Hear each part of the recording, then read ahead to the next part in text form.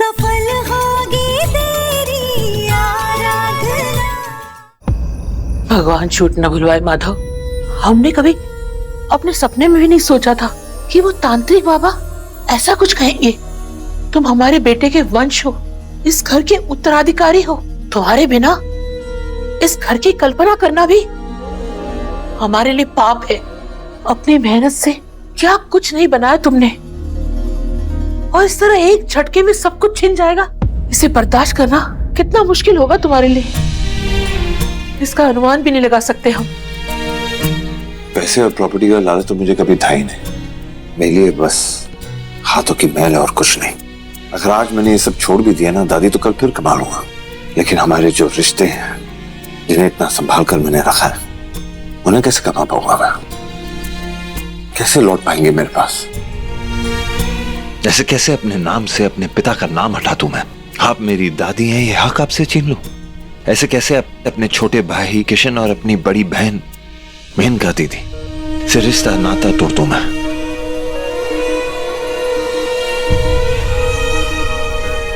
चलो मैं मान भी लूं कि यह श्राप सच है, फिर भी क्या गारंटी है कि मेरे ये सब कुछ त्यागने के बाद मेरा बेटा विनायक और मेरी पत्नी आराधना ठीक रहेंगे, सुरक्षित रहेंगे, कि इन पे दोबारा संकट का बादल नहीं मंडराएगा? कैसे मान लो दादी? हम समझ सकते माधव, इस वक्त तुम बहुत तकलीफ में हो, पर क्या करें? तुम्हारे मन में उठने वाला एक भी सवाल का जवाब नहीं है हमारे पास। किस्मत ने तुम्हें बहुत मुश्किल दौराहे पर लाकर खड़ा कर दिया है।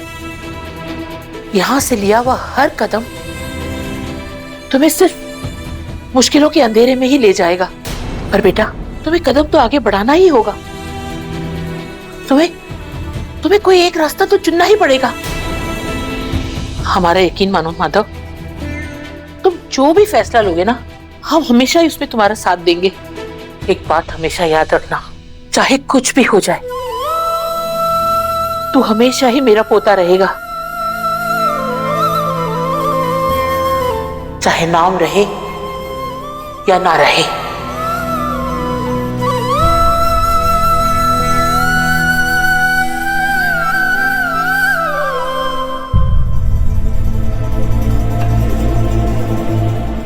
आया था ना भूत, देखा नहीं तुमने? मेनका दीदी के अंदर भूत आया था। अब क्या भूत भी मैंने उनके शरीर में जाके डाला है? सोचो ना जरा। दीदी, ये क्या हो गया आपको? आप होश में तो है? क्या हुआ दीदी? दीदी नहीं हूँ मैं तेरी, मीना हूँ। एक देविका ही है जो सबको नुकसान पहुंचाने की कोशिश कर सकती है। यहाँ तक कि अपने स्वार्थ के लिए उसने साहब जी तक को नुकसान पहुंचाने की कोशिश की थी। तो फिर झूले में भी वो चीज देविका ही लगा सकती है। लेकिन आत्मा तो मेनका दीदी के अंदर आई थी ना, देविका के अंदर नहीं। और मैंने वो चीज देखी भी थी। इसका मतलब ये है कि ये सब मेनका दीदी ने किया है।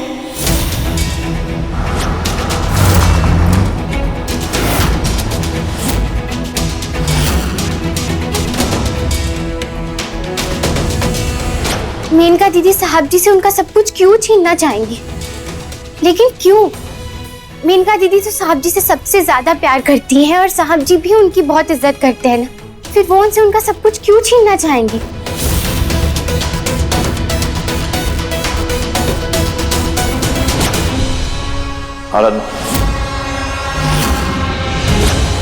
जब कोई शरीर किसी आत्मा के वश में होता है ना, तो वो हर समय थोड़ा मदहोशी में रहता है, बीमार या कमजोर हो जाता है। मुझे नहीं पता सच क्या है, लेकिन मुझे मेनका दीदी पर नजर रखनी होगी।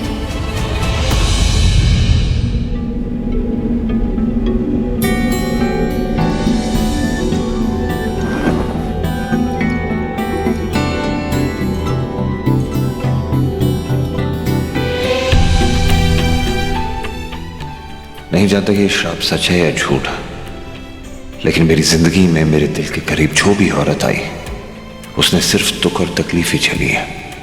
पहले दामिनी और अब आराधना। शायद ये श्राप सच है, शायद मैं प्यार के लिए बना ही नहीं, शायद मेरा प्यार ही दूसरों के लिए श्राप है।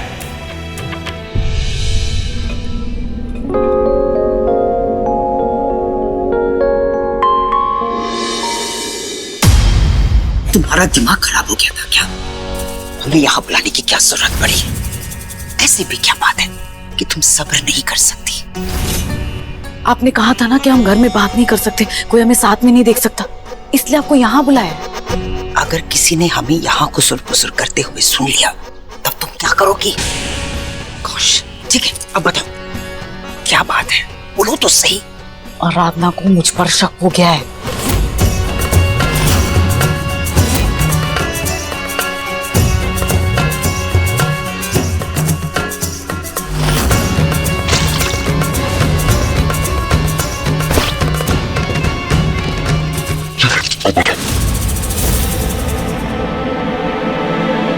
ये आवाज कहाँ से आ रही है? हम मानते हैं कि हमसे बहुत बड़ी भूल हो गई। हमें उस मशीन को उस प्लान से पहले निकाल देना चाहिए था। लेकिन ये तो अच्छी बात है ना कि आराधना जाकर माधव को वो मशीन दिखाए, इससे पहले हमने उसे हटा दिया था।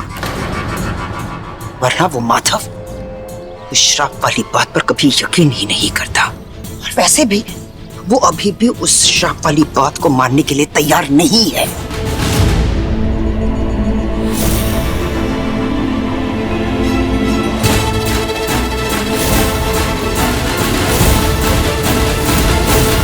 आपको क्या लगता है आपके इस प्लान से एमडी आपको सब कुछ दे देंगे? तुम्हें उससे क्या लेना देना?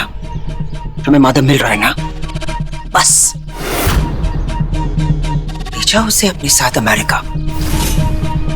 ढेर सारी प्रॉपर्टी है तुम्हारे पास, इतने सारे पैसे हैं तुम्हारे पास। एक बार माधव सब कुछ हमारे नाम कर दे, उसके बाद उसे यहाँ से ले जाने के लिए तुम्हें जो करना है कर लेना। अरे ये सब तो तब होगा ना जब वो आराधना हमारे इस प्लान को कामयाब होने देगी। उसे तो अभी मुझ पर शक हो चुका है, अगर उसे पता चल गया कि मैं प्रेग्नेंट नहीं हूं तो?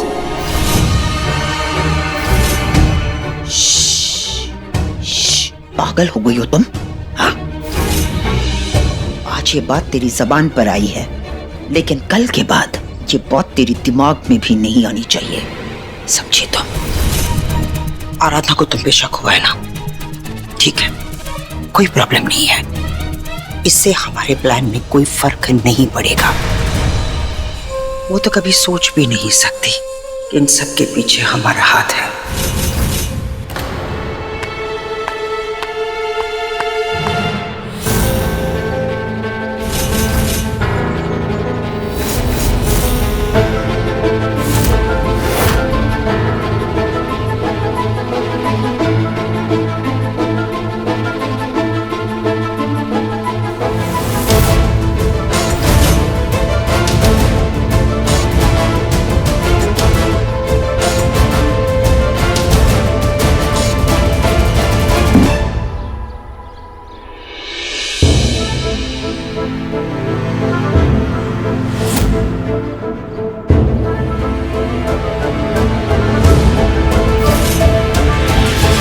क्या हुआ?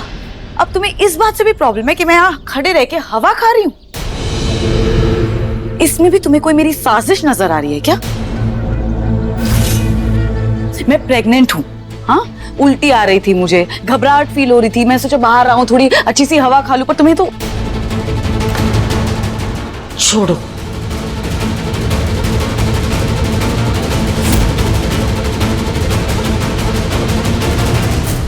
मैंने किसी और की भी आवाज सुनी थी।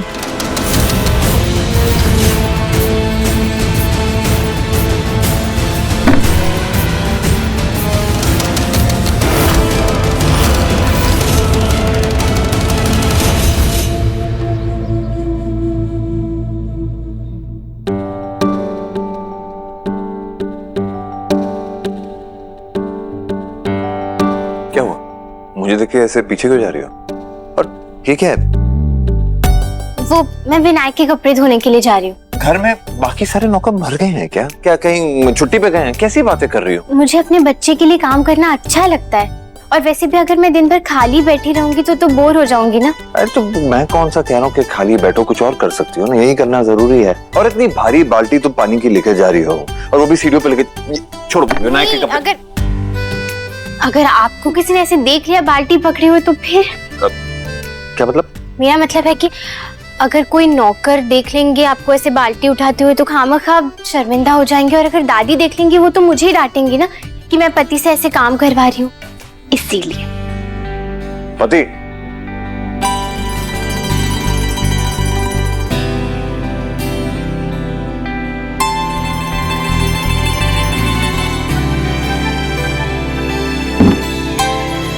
वो मेरा मतलब था कि कागज पर तो आप मेरे पति है ना, और दादी के लिए भी है ही। अच्छा है ना कि अगर शुरुआत से मुझे शुरुआत करनी हो तो तुम्हें ज्यादा आपत्ति नहीं होगी, कोई प्रॉब्लम नहीं होगी, कोई तकलीफ नहीं होगी। वैसे भी तुम कम चीजों में गुजारा कर सकते हो।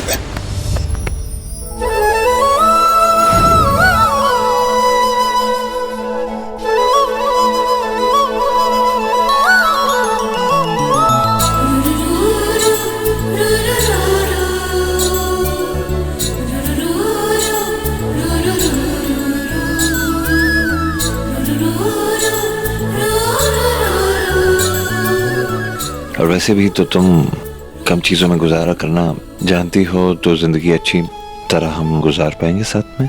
जो हालात हैं, लगता है कि हम जल्द ही हम सब कुछ खोने वाले हैं, शायद सर के ऊपर की छत भी। सही कहा आपने, मैं जमीन पर सोकर भी खुश रहूंगी। और मुझे अपने लिए खाना बनाना, सारे काम करना बहुत पसंद है। रिश्ता निभाने के लिए अगर पैसे कम भी हो ना तो भी गुजारा हो जाता है। सिर्फ एक दूसरे के लिए प्यार और सम्मान भरपूर होना चाहिए, तो जिंदगी का बड़े से बड़ा तूफान भी हवा के झोंके की तरह लगेगा।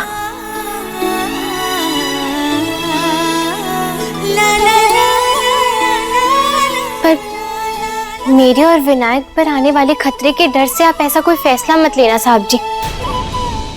और मेरे दादू हमेशा कहा करते थे कि डर हमेशा हमारे दिल और दिमाग को दीमक की तरह खा जाता है। वो हमसे हमारी ताकत, हमारी क्षमता, साहस छीन लेता है। इसलिए आपको ज्यादा चिंता करने की जरूरत नहीं है।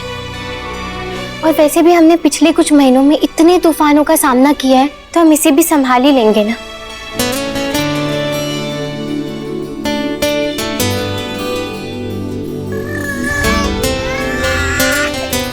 लगता है विनायक उठ गया है, मैं जाती हूँ, उसे संभालती हूँ।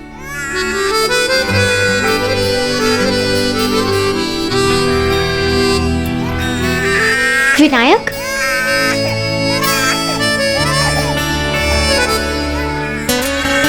क्या हुआ? हाँ हाँ हाँ हाँ हाँ, कुछ नहीं होता विनायक, शांत हो जा।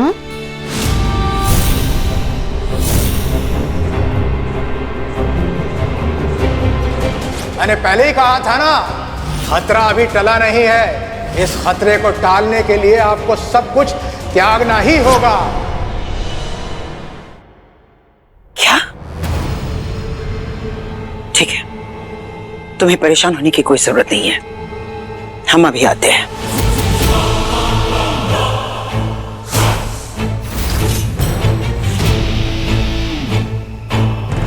मैडम जी, ड्राइवर को बुला दूं? नहीं, हम चले जाएंगे।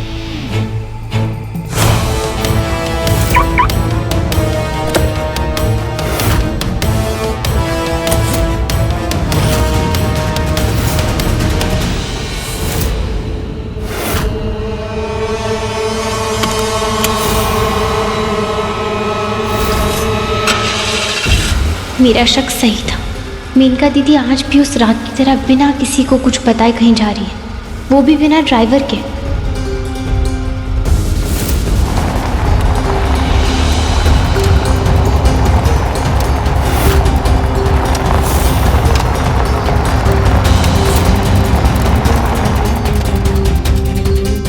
भैया, भैया सुनिए, मुझे अभी बाहर जाना है, आप जल्दी ड्राइवर को बुलाइए ना।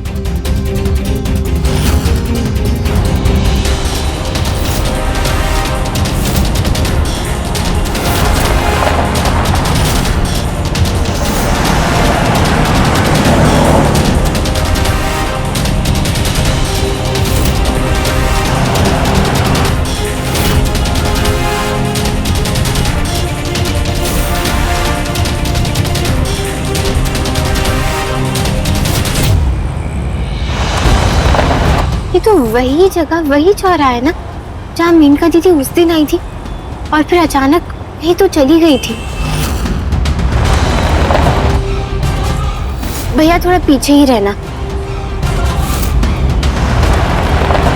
उस रात तो मेनका दीदी यहीं गाड़ी रोककर दाई तरफ चली गई थी, आज ऐसे सीधे कैसे चली गई? भैया आप उसी कार का पीछा करते रहिए।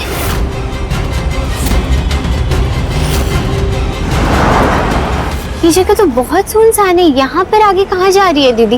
भैया आगे क्या है? यहाँ तो खेत खलियान और जंगल है मैडम, और उसके आगे थोड़ी दूर पे एक पुरानी हवेली है। यहाँ के लोग उसे आलमगीर की हवेली कहते हैं। हमारी उस हवेली का नाम था आलमगीर की हवेली। माधव और श्रवण एक दूसरे के साथ अक्सर उठते बैठते खेलते थे। ये तो वही हवेली है ना जिसका जिक्र उस दिन दादी कर रही थी। वो हवेली जहाँ साहब जी और उनका परिवार रहा करता था, और जहाँ वो हादसा हुआ था जिसकी वजह से मीना नाम की औरत ने साहब जी को वो श्राप दिया था। लेकिन मेनका दीदी इस हवेली में क्यों जा रही है?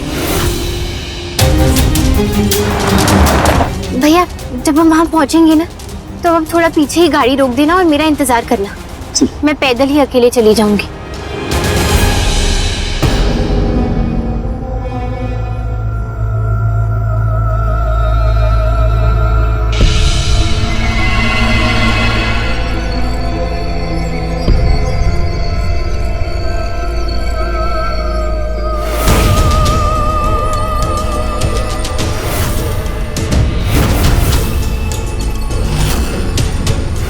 मतलब मेनका दीदी उस रात भी इसी हवेली में आई थी।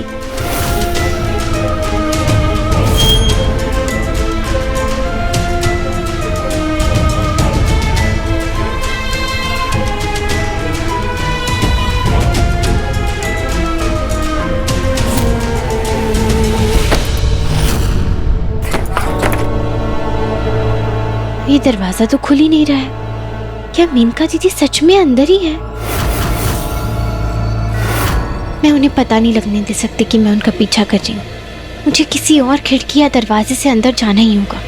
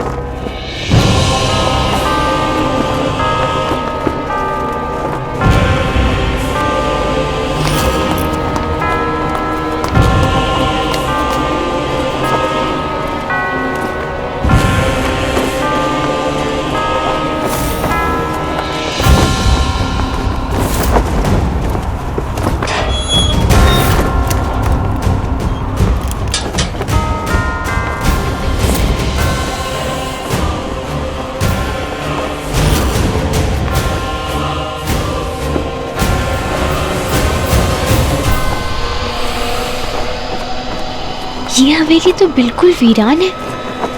जब ये इतने सालों से बंद है तो फिर मेनका दीदी इतनी रात को यहाँ क्यों आती है?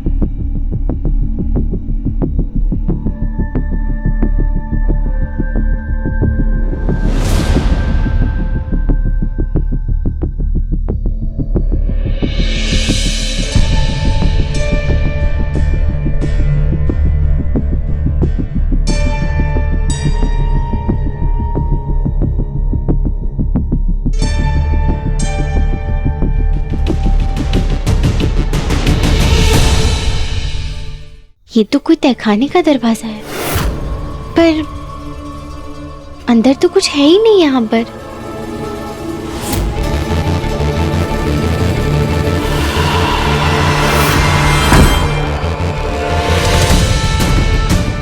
हो ना हो उस दिन भी मेनका दीदी यहीं इसी हवेली में आई थी, और फिर बाद में उन्होंने विनायक के कपड़ों का बहाना बना दिया था। कोई तो ऐसी वजह है जिसकी वजह से मेनका दीदी बार बार यहाँ सबसे छुपकर आती रहती है। लेकिन ऐसा क्या है इस हवेली में?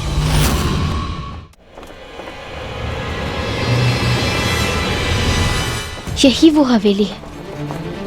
इसी हवेली में वो हादसा हुआ था और यहीं उस औरत ने वो श्राप दिया था। लेकिन इतना सब होने के बाद भी मेनका दीदी यहीं क्यों आती है? आखिर करना क्या चाहती हैं वो?